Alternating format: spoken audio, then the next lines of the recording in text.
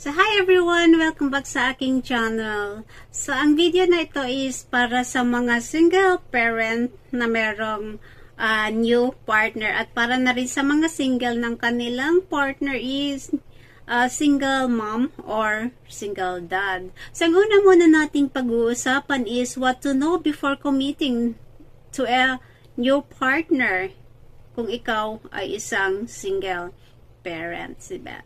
So, being a single parent is bago tayo pumasok sa isang panibagong relasyon is kailangan tanungin muna natin ang ating sarili kung ano ba talaga yung hinahanap natin or kung ano ba talaga yung gusto natin sa ating new partner. Kung gusto ba natin ng isang seryosong relasyon or jowa-jowaan lamang yung hanggang doon lang. Okay, so let's say halimbawa meron kang nakilala na talagang nagpatibok ulit sa iyong puso at sa tingin mo ay siya ang makakatulong sa iyo. Ang mai-advise ko muna sa iyo is don't commit too quickly. Kailangan muna na kilalanin mo pa siya ng mabuti.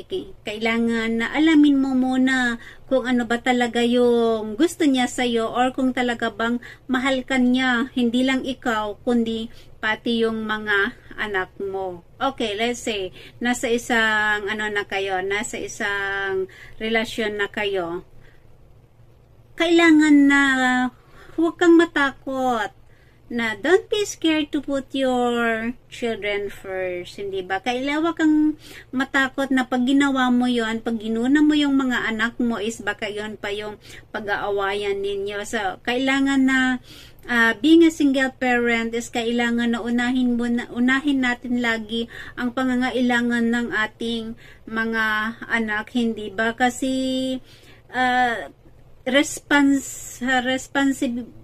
tayo ang responsible sa kanila, hindi ba? So, huwag kang matakot na unahin mo muna ang iyong mga anak, hindi ba? So, if you find yourself in a situation where your new partner expects to come before the kids in all situations, then mag-isip-isip ka na kung ipagpatuloy mo pa ba makipagrelasyon sa kanya or putulin mo na kung ano man yung namamagitan sa inyong dalawa. Kasi alam mo, the right partner will always respect you and understand you. Yung talagang taong nagmamahal sa'yo is andyan yung pangunawa niya at alam niya na yung anak mo ang iyong first priority.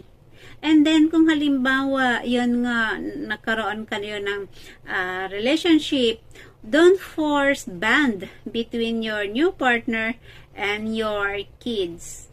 Okay, let's say halimbawa, yung new partner mo is gusto niyang makilala yung mga anak mo, then that's great, hindi ba? Pero kailangan na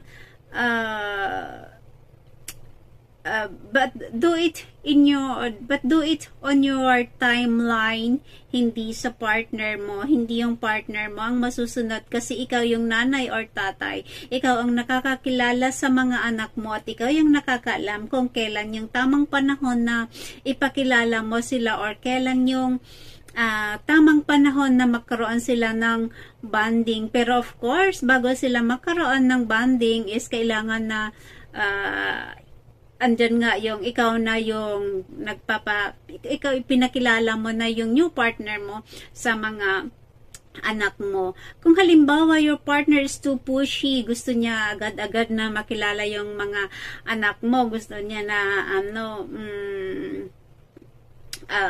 gusto niya na ipakilala mo agad siya sa mga anak mo, pero sa tingin mo naman is hindi pa yan yung right time, hindi pa yan yung tamang panahon para ipakilala mo siya, then para sa akin is isa na yan na red flags din sa inyong dalawa. Kasi nga tulad ng sabi ko is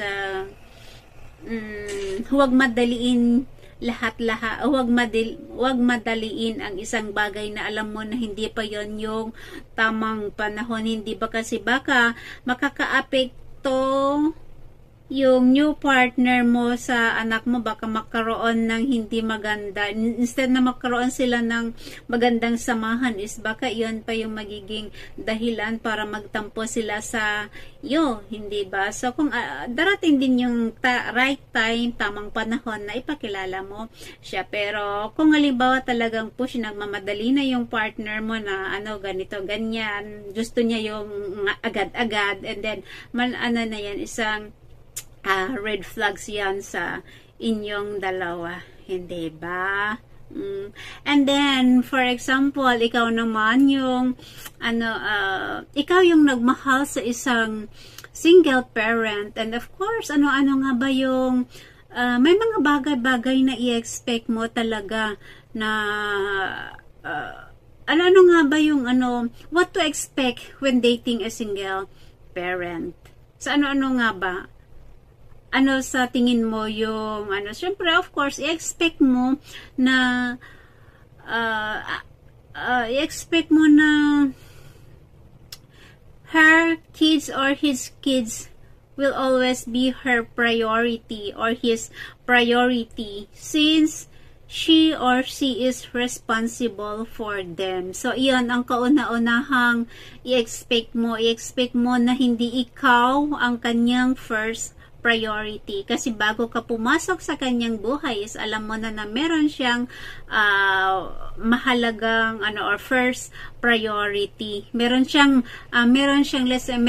priority sa kanyang buhay. Okay? So, wag mong asahan, wag mong i-expect na ikaw ang kanyang first priority. At saka kung halimbawa, i-expect mo or let's say, kung widow siya, kung widow yung partner mo is walang problema, 'di ba? Pero kung halimbawa buhay pa ang kanyang dating asawa, kailangan na intindihin mo kung minsan nag-uusap sila or nakikita sila ng kanyang dating asawa, hindi ba? As long as ang pag-uusapan nila is about sa mga bata, then of course wala kang alalahanin, hindi ba?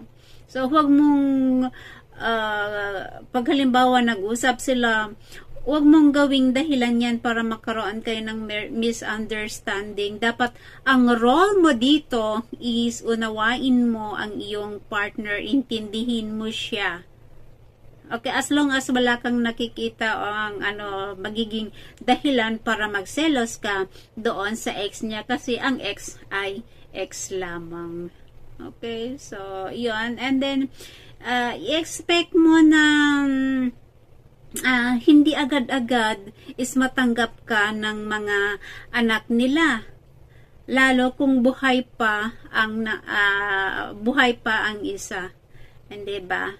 So of course i-expect mo ng hindi ka nila matanggap ka agad-agad, pero to begin with, it is not advised not to insist. Wag mong i-insist na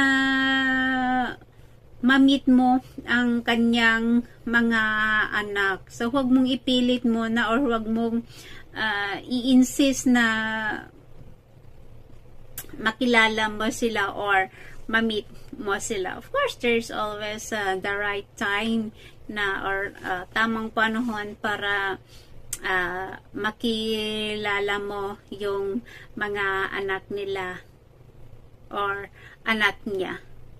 Okay? And then of course, be flexible, magiging flexible ka sa iyong emotions. Kailangan na alam mong i-manage ang iyong emotions. Dapat alam mong your partner has extra responsibilities, and it could be a difficult situation sa kanya if you require constant validation or attention, hindi ba? So parang pinapahirapan mo din ang iyong partner kung ganyan ang gagawin mo sa kanya. So ang gawin mo is magkaroon ka lang ng tiwala sa kanya, hindi ba? At saka huwag kang magiging attention seeker, kasi alam mo naman na yung partner mo is meron siyang meron siyang mga anak or anak na talagang inuuna bago ikaw. Or okay, let's say halimbawa, nakakilala na kayo ng mga anak niya. Pero nakita mo na hindi ka nila tanggap. So, huwag kang masaktan kung ganon man ang kung ganon yung maramdaman mo or kung ganyan yung nakita mo. Kasi normal yan na normal sa mga bata yan, lalo nga kung buhay pa yung kanilang anak. So, ang gawin mo na lang is parang syempre ang may advice ko sa'yo, kung halimbawa nakilala mo na yung kanilang anak is yung magiging friendly ka sa kanila, yung kunin mo yung kanilang loob, or kung halimbawa man yung ipagpaalam mo sa nanay, sa partner mo na bigyan ka ng time na ilabas mo yung mga bata, kumbaga i-date mo sila na hindi kasama yung parent, para in that way is makuha nila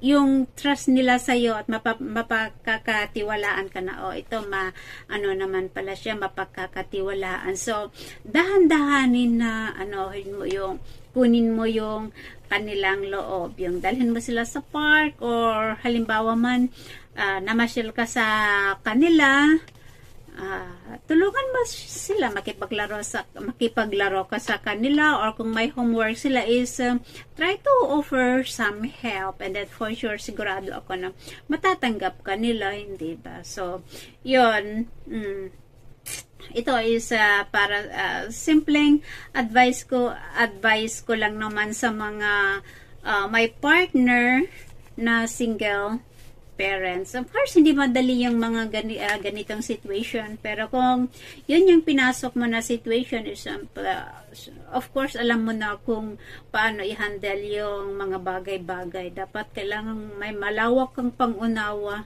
sa lahat ng bagay. At saka kung alam mo naman na siya na talaga yung gusto mong makakasama sa the rest of your life, then kailangan na pati yung mga anak niya is mahalin mo, tanggapin mo lahat-lahat. Hindi ba? Hindi lang yung tatay or nanay nila ang iyong tatanggapin.